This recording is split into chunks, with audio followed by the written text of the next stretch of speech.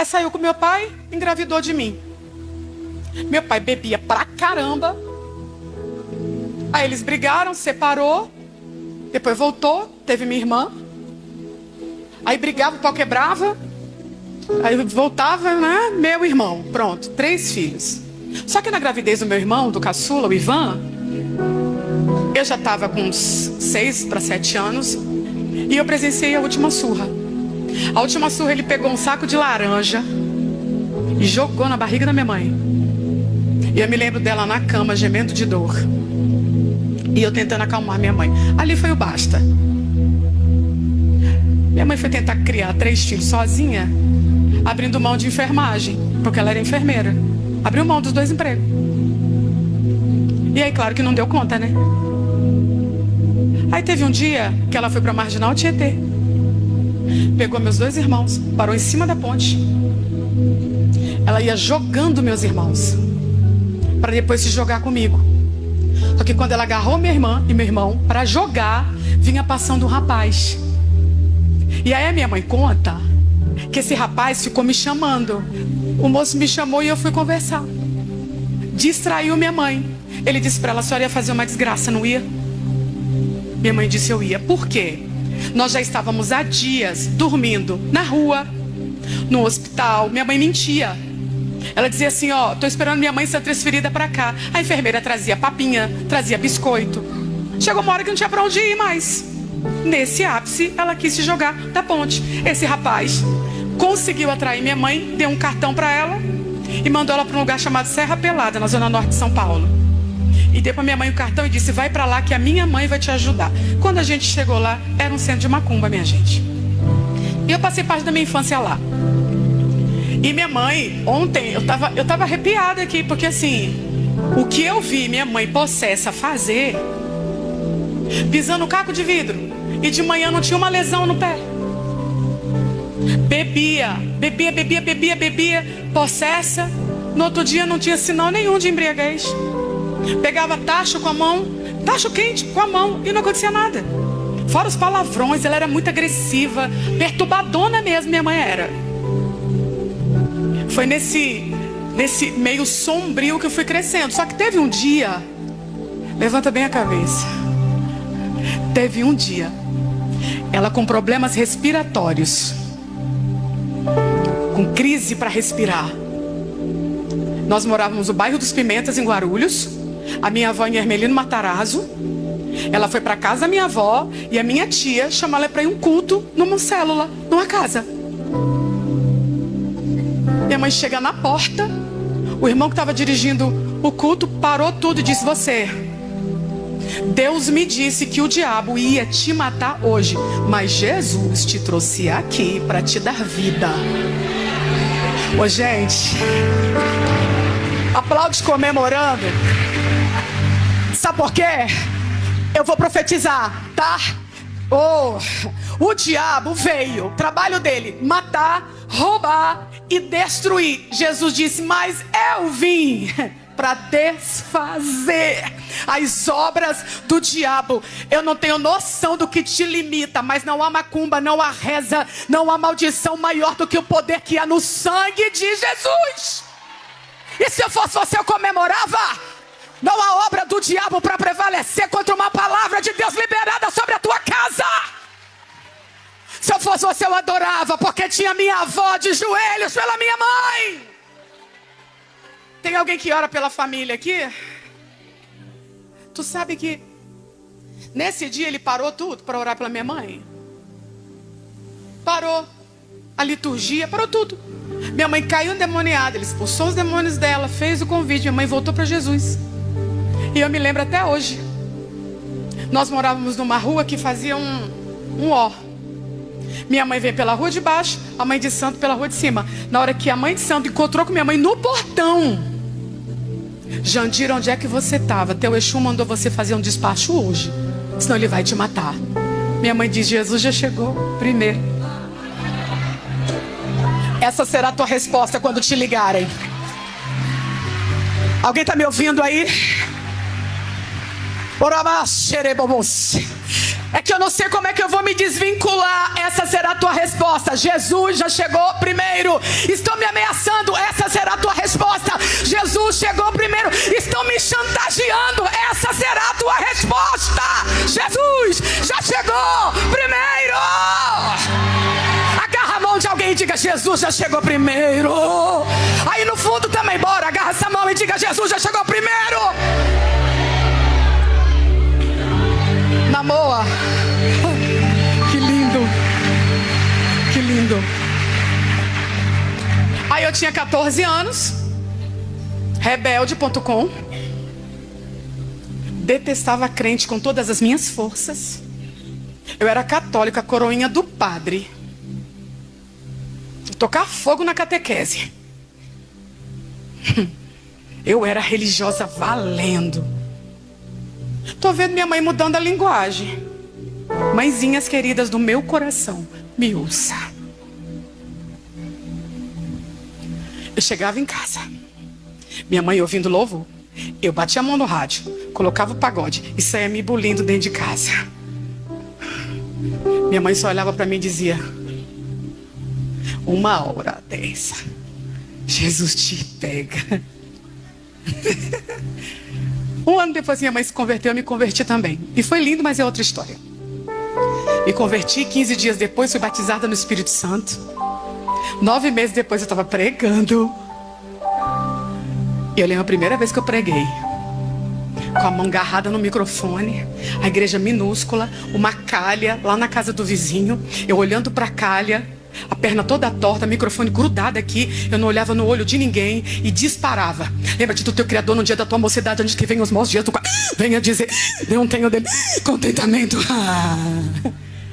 Não denuncia ninguém perto de você, que eu já vi os toques assim.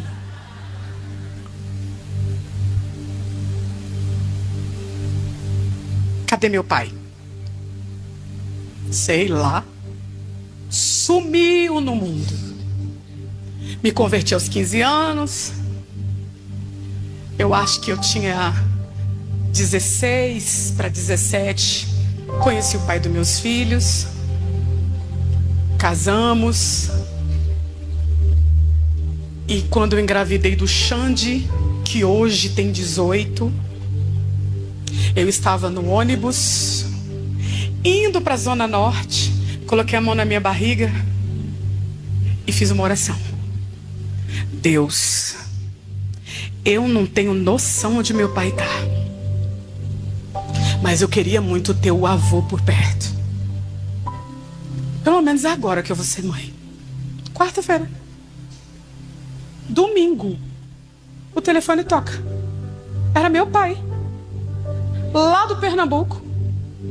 Ele todo brabo: Isa, bênção, pai. Ó, tô indo pra São Paulo, vou ficar na sua casa. Tipo, me viu ontem e avisou que tá chegando agora. E eu aqui no telefone: tá, pai. Tipo, eu orei quarta. Solta Pedro, solta Pedro, solta Pedro, solta. Pedro tá na porta. Uai, tão rápido? É. Quem limita é você. Deus já tá fazendo. Recebe, não vou repetir.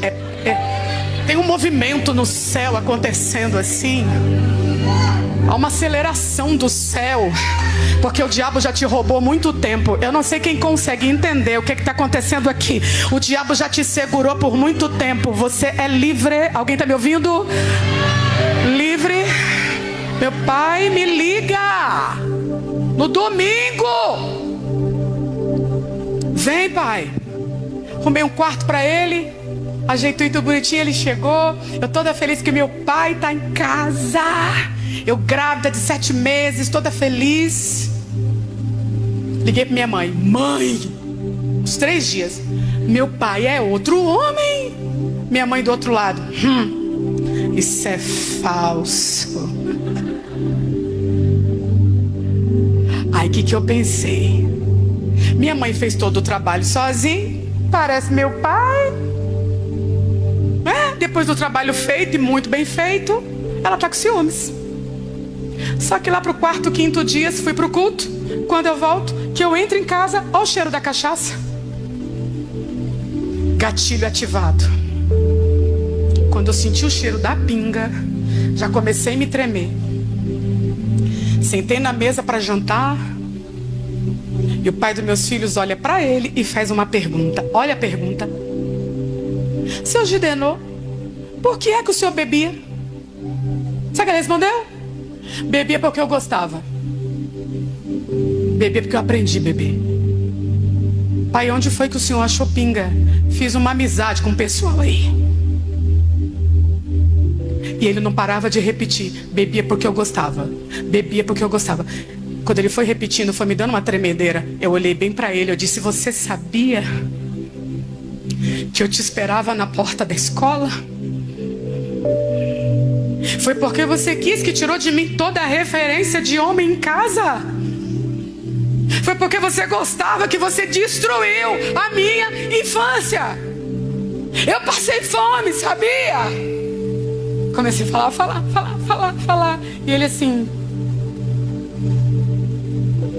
Ele levantou da mesa, olhou para mim e disse: eu sabia que um dia eu ia ouvir tudo isso. Eu levantei passando mal, fui para casa dali. No outro dia, meu pai foi embora para Recife, deixou a chave no parapeito e sumiu de novo. Eu passando mal, hospitalizada 2 meses, perdendo líquido, com sangramento. Xande morre, não morre, morre, não morre. Nasceu Xandinho. Mais uma para conta do meu pai. Nervoso que eu passei, culpa dele. Quase perdi meu filho, culpa dele. Aquilo que eu havia dito sobre o perdão liberado não foi verdade, não. E eu só vi que não foi verdade quando o confronto veio, quando a pressão chegou, quando eu reencontrei, quando eu olhei no olho dele. Ele foi embora. Meses depois, ele liga para minha avó com essa mensagem: fala para Isa que eu só quero ver ela no juízo final. Tu sabe o que meu pai estava dizendo? Para mim, você tá morta. Aqui dentro você não existe mais. Juízo final? Eu vou falar pausadamente. O tempo voa.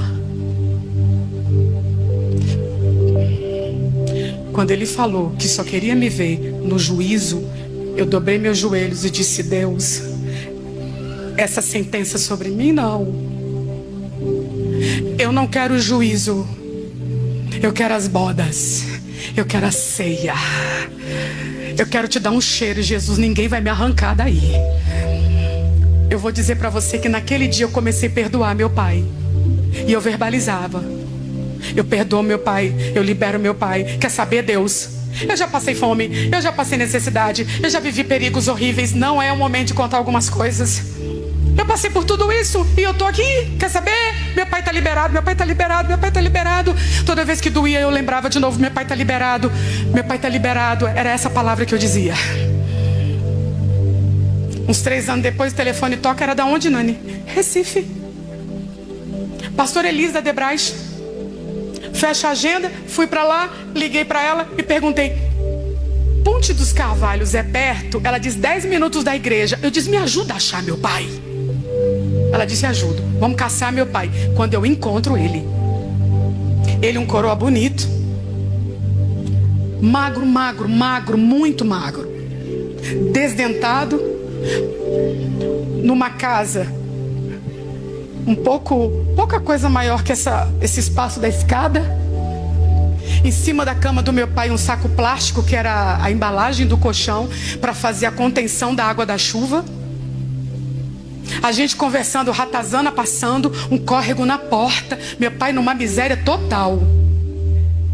Meu coração arrebentou. Eu tenho uma palavra profética para te entregar. Sabe qual é?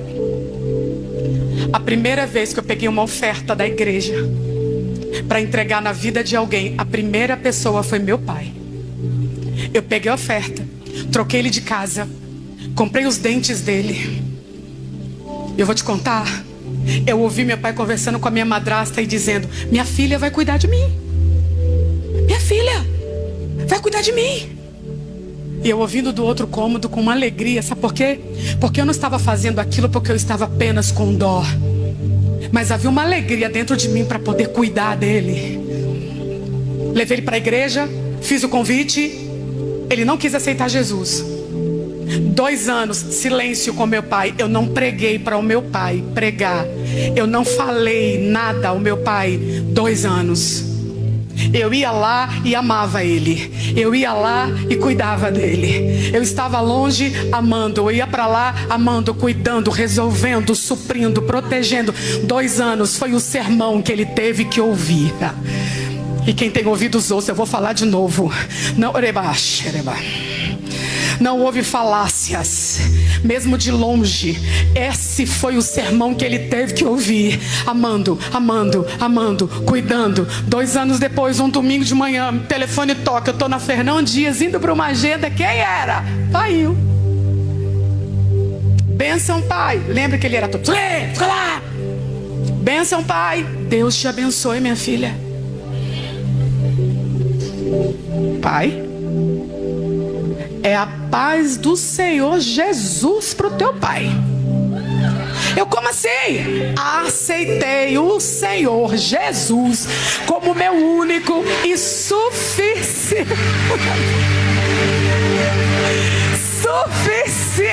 a linguagem e suficiente Salvador. Pronto. Agora meu pai é crente. Deixa eu te contar uma coisa. Analfabeto. Não sabia escrever o nome dele. Eu chego lá a primeira vez, tá ele com essa Bíblia.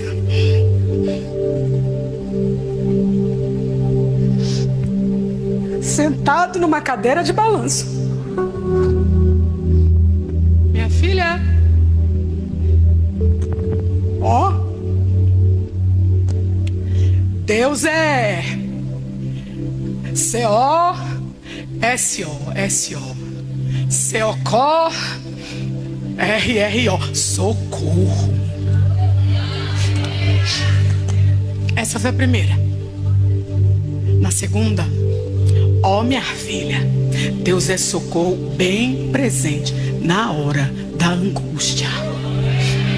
Ó, Salmos 1. Bem-aventurado aquele que não anda na roda dos escarnecedores. Tu sabe o que é escarnecedor, minha filha? Aquelas mesas que eu andava. Olha meu pai pregando para mim, repare. Olha para mim aqui. Pai serviu como diácono. Enquanto ele tinha vigor, ele estava lá servindo. Ano passado. Agora. Ele me liga. Pede para ir embora para São Paulo para morar com a gente. Veio. Em junho do ano passado. A gente naquele cuidado com meu pai. Ele já estava andando pouco, usando fraldas e falando com dificuldade. Deu 1 semana, ele liga. Ó, quero ir embora para Recife. Aí eu chamei meu filho mais velho. Fui até ele. Sentei de frente para ele e disse: pai, o Senhor já não criou a gente. O Senhor tem noção do quanto é importante para mim, para os meus irmãos, te ter na velhice? O Senhor tem noção do que é pra gente te ter perto dos seus netos? Pai, não vai. Eu vou. Firme. Eu vou te falar uma coisa. Sabe o que impediu meu pai? Sabe o que limitou meu pai de desfrutar? Ele não deu conta de receber o que ele não conseguiu entregar. Eu vou falar isso aqui desenhando. Eu estou falando de alguém que não deu conta de receber o que nunca entregou. E agora eu vou abrir um parênteses para te falar de alguém que não deu conta de ser perdoado numa mesa, mesmo com o traído olhando para ele e dizendo: amigo, Eu sei que você não tem estrutura para lidar com a vergonha da traição. Aceita meu perdão aqui na mesa, Judas. Esse remorso vai te matar, mas eu libero perdão. Para você que está aí ruminando culpa, ruminando remorso, não consegue aceitar amor, não consegue aceitar cuidado, é arredio, está sempre fugindo, não se compromete com nada. Ainda bem que você veio. Essa mesa te convida, para de se sabotar. Não limite o que aconteceu na cruz. Deus está chamando alguém de volta. Se é para aplaudir, faz isso com vontade. Faz isso com vontade. Qual é teu caso, Judas? Não dou conta de receber teu perdão. Eu estou saindo fora. Foi embora. Judas foi e se enforcou. Só que você está aqui. Não, eu não tenho mais tempo. Quem lhe disse que não? A graça é tão poderosa que te trouxe aqui hoje para dizer: respira.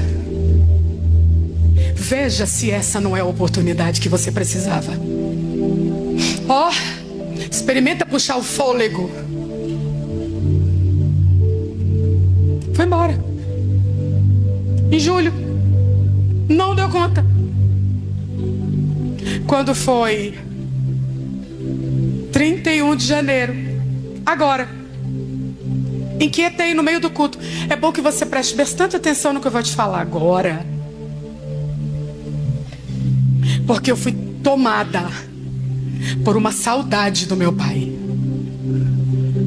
31 de janeiro, quarta-feira, meu coração queimando. Eu preciso ver meu pai, preciso ver meu pai, preciso ver meu pai. Chamei a agência no culto mesmo. Falei: gente, vê um voo pra mim de pelo menos uma semana. Eu preciso ver meu pai. A resposta: Isa, tem de segunda a sexta. Era o que eu poderia pagar naquele momento. Eu disse: fecha esse voo agora. Segunda-feira, 5 de fevereiro, desembarco em Recife. Quando eu chego no hospital, tá meu pai para amputação das 2 pernas. A abençoada da pessoa que cuidava dele deixou uma lesão aumentar. E eu chamava: deixa eu ver, liga o vídeo. Cada hora uma desculpa. Quero ver, deixa eu ver. Um dia eu tive que ameaçar: vou chamar a polícia se você não mostrar meu pai pra mim. E nesse dia 31, quando eu chego, ele já estava no hospital. E quando eu chego no hospital, tá o meu pai com a boca rachada, sangrando. Uma preguiçosa de uma enfermeira sentada do lado com o celular na mão. Eu peguei gases, fui dando água na boca do meu pai. E quando eu falei: painho, sou eu, ele já não falava há meses. Ele deu uma sacudida na cabeça, mas não reagiu muito. Terça-feira de manhã, pedi para colocar sonda nele. Terça-feira de tarde, eu tô ajeitando a cama, quando eu ouço a voz dele dizendo: eu vou me embora. Pai! E o pessoal nas camas ao lado: ele fala? Ele fala. Fala comigo, pai, bora conversar. Cadê o Ivan? Cadê a Bel? Meus irmãos. Chamei no vídeo meus irmãos, meus sobrinhos, meus filhos. Ele saiu abençoando todo mundo, batendo papo, conversando. Na quarta-feira, a Bíblia dele chegou. E quando a Bíblia dele chegou, eu fui no ouvido dele com a Bíblia e disse: painho, sua Bíblia chegou, vou ler uma palavra para o senhor. Ele virou para mim com um olhar de revolta. Isso aqui dele tremia assim. Aí ele colocava a mão na perna. Quando eu vi o aspecto dele, quando eu falei: sua Bíblia chegou, eu tive a certeza: meu pai está revoltado com Deus. Eu disse: painho, que cara é essa? O senhor esqueceu, foi? A promessa do Salmos 23: ainda que andasse por um vale de sombra e morte. Não é vale de sombra e morte que vai limitar a companhia de um pai poderoso. Ele está aqui. A pergunta de alguém: cadê Deus nesse vale? No mesmo lugar de sempre. Cadê Deus nesse vale? No mesmo lugar de sempre, te amparando, te escondendo e te sustentando. Ainda que eu andasse por um vale de sombra e morte, isso não limita o que o meu Deus tem para fazer. Alguém consegue entender que a morte não é o limite? Eu estou perguntando, alguém consegue entender que a morte não é o limite? Alguém está me ouvindo? Morreu, acabou. Não. Para os salvos, está só começando. Vocês estão com medo de morrer? É? Era para dar um glória a Deus assim, mais coisado. Entendeu? Um salvo morreu, é só o começo. Ô gente, nós não estamos esperando Jesus voltar. Vem cá, alguém está esperando Jesus voltar aí? É na eternidade que tudo se completa. Eu orei com ele, segurei a mão dele, cantei uma canção. O pai passou o resto da tarde olhando para o céu. Eu sentei do lado dele, estou resolvendo umas coisas. Levantei, orei de novo. Ele dormiu, eu cantei. 9 da noite da quarta-feira eu fui embora. 7 horas da manhã eu liguei para a enfermeira inquieta: afere por favor a respiração do meu pai. Ele está com chiado. Chama a enfermeira-chefe. Já estou indo. Quando eu chego na porta do hospital, vem a assistente social dizendo: ele foi transferido para a área vermelha, pacientes mais graves. Eu entrei rápido, falei rapidinho lá. Ouça isso aqui. Sentei, liguei para minha pastora, conversamos um pouco, ela orou comigo, ministrou minha vida e me disse: libera teu pai. Eu disse: eu não posso fazer isso. Ela: você vai fazer isso, você precisa. Orou, ministrou minha vida. Eu levantei, fui para a padaria em frente ao hospital. Quando eu sento, deu 1h30 que eu estava lá. Meu telefone, um zap. Quando eu olho, uma mensagem de um pastor perguntando: minha filha, como é que você está? Eu disse assim: estou esmagada. Ele me mandou um trecho do livro do T.D. Jakes, Esmagado, e escreveu assim: vence, mas essa etapa. Eu estava lendo Vence, mas essa etapa, quando para uma moça de frente para mim e disse: Isa? Eu disse sim. Ela: eu posso dar um abraço? Eu disse: pode. Ela me deu um abraço, a outra veio, me abraçou também. Ela olha dentro do meu olho e diz assim: vence mais essa etapa. Você pode agarrar a mão de alguém aí? Segura com firmeza. Dá uma olhadinha para ela ou para ele e diga: mais uma etapa. Vence. Fala olhando no olho, diga: vence. Eu tô vendo daqui alguém chorando e precisa ouvir isso. Olha dentro do olho, diga: vence. Tá ouvindo? Vence mais essa. Olha aqui para mim. O diabo não vai te enlouquecer, não vai te internar e na orebas. Há um poder liberado para você transpor mais esse monte. Eu saí da padaria, entrei lá na área vermelha, conversei com o médico, fui no ouvido do meu pai e ouça, falei para ele o que eu nunca tinha dito. Eu sempre dizia: te amo, te amo, te amo, te amo, mas eu nunca disse no ouvido dele isso aqui: paiinho. Aí ele deu uma reviradinha assim: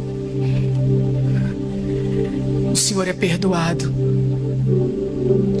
Pai não tem dívidas. Pai, tá tudo pago. Eu te amo demais e o senhor precisa descansar. O médico veio e pediu para eu sair. Fui embora para casa descansar na quinta. De quinta para sexta, meu pai morre 3 horas da manhã. 3h30 da tarde eu estou sepultando meu pai. E sabe quem estava comigo? A pastora Elise e o pastor Augusto, que me ajudaram a encontrar meu pai há 16 anos atrás. A Elise e o Augusto estavam livres para ficar comigo. Eu vou falar uma coisa para você. O Salomão disse: Deus está comigo entre aqueles que me ajudam. Há uma revelação de Deus através das pessoas que te cercam na hora da dor. E posso lhe garantir, pode não ser uma multidão, mas tem alguém aí que é uma resposta poderosa de Deus para te dar suporte. Eu não sei se tem alguém aí que você pode ser grato pela vida dele ou dela, porque já estão se agarrando ali.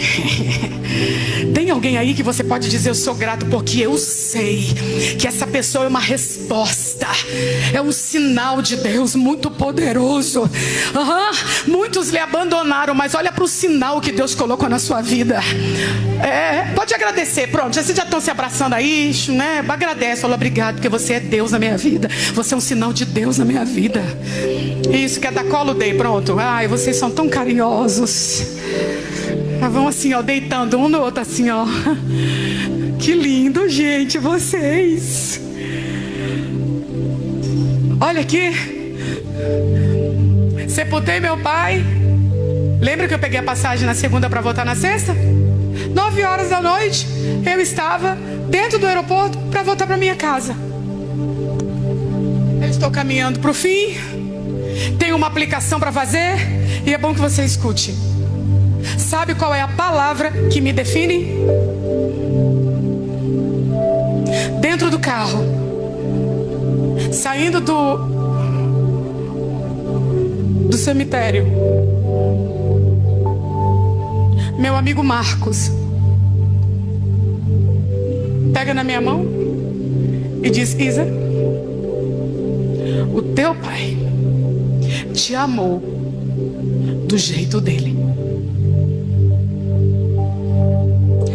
Eu vim aqui para falar para você que o Pai te ama do jeito dele. O teu jeito é limitado. O meu pai, Gildenor, me amou do jeito dele quando me ligava dizendo: ei, eu tô aqui, viu? Se eu passasse uma semana sem ligar. O meu pai me amou do jeito dele quando eu entrei no olho do furacão e não tinha discernimento das coisas, e eu fui até Recife para dar uma notícia difícil para ele. Ele olha dentro do meu olho e me diz coisas que eu nunca tinha visto, e ele fez aquilo para segurar na minha mão e não deixar eu enlouquecer por causa de um abandono. Eu comecei a lembrar de um monte de coisa que do jeito dele, ele me amou. Eu quero que você que está aí, afastado do evangelho, tristeceu-se por alguma coisa. Cadê Deus que não me guardou naquele momento? Eu estou aqui para te dizer que o Pai te ama do jeito dele. Não coloque o amor de Deus dentro de uma caixinha, porque na tua cabeça, olha o que eu lembrei agora. Tem um Lázaro morto, 4 dias. Quando Jesus chega, o burburinho não era amigo? Por que deixou morrer? Não era amigo? Jesus está chorando. Tem alguém dizendo: não amava? Por que deixou morrer? Mas tem outro grupo dizendo: está chorando. Olha como ele o amava. Cada um faz a leitura que quiser.